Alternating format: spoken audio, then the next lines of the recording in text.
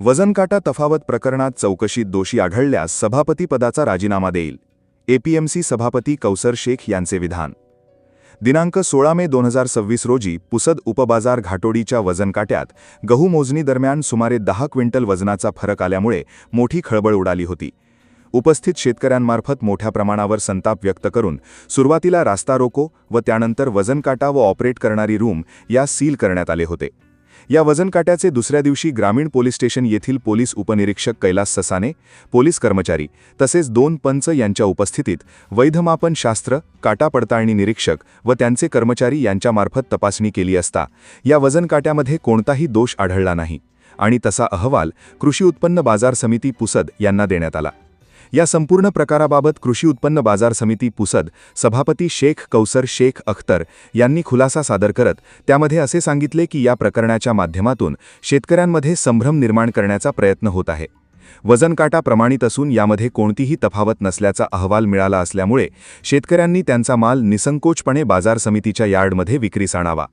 वरिष्ठांमार्फत या विषयासंबंधी तपास सुरू असून वजनकाटा तफावत प्रकरणात चौकशीत दोषी आढळल्यास मी स्वतः सभापतीपदाचा राजीनामा देईल, अशी ठोस भूमिका सभापती शेख कौसर यांनी मांडली. मी सभापती कृषी उत्पन्न बाजार समिती पुसद शेख कौसर शेख अख्तर आपल्या बाजार समितीच्या कार्यक्षेत्रातील सर्व शेतकऱ्यांना जाहीर आवाहन करतो की त्या दिवशी दिनांक 16/5/2026 उपबाजार घाटोडी येथे काट्यात काही तफावत आल्याच्या कारणावरून पोलीस प्रशासनानं बाजार समितीचा काटा सील केला होता. तदनंतर दुसऱ्या दिवशी रविवारी 17/5 2 पंचासमक्ष वैद्यमापन निरीक्षक पुसद ग्रामीण पोलीस स्टेशनचे कैलास ससाने साहेब यांचे शिपाई यांच्या समक्ष सील काढून सर्व वजनकाट्याची रीतसर तपासणी करण्यात आली.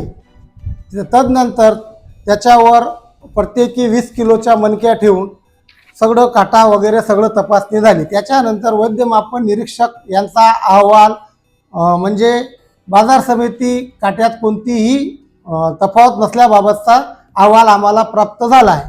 काही दिवसापासून सोशल मीडियावर, प्रिंट मीडियावर बाजार समितीबाबत ज्या शंका उपस्थित करण्यात येत आहे त्याबाबत सखोल चौकशी आम्ही करणार आहोत.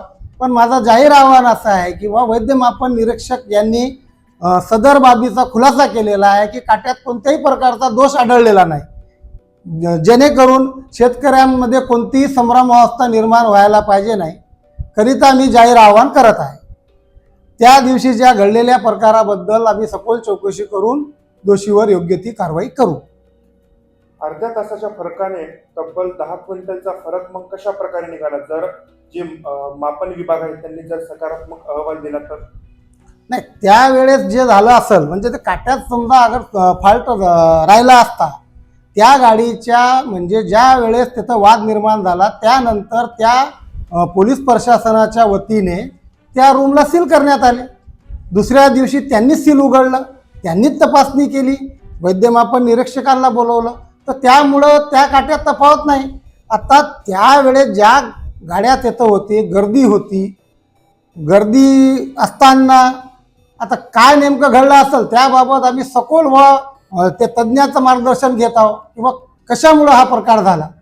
कारण शेतकरी हित हा प्रथम प्राधान्यानं आम्हाला आहे. आम्ही शेतकऱ्याचे लेकरं आहोत आणि सध्या स्थितीत पुसद बाजार समितीला एवढी आवक आहे म्हणजे आपले भाव चांगले आहे, आवक आहे, पिण्याच्या पाण्याची व्यवस्था आहे तिथं. पण काही शेतकरी तिथं सांगत होते पाणी नाही, पण तिथं आमचा आरोप लँड आहे, तुम्ही स्वतः तिथं जाऊन पाहू शकता.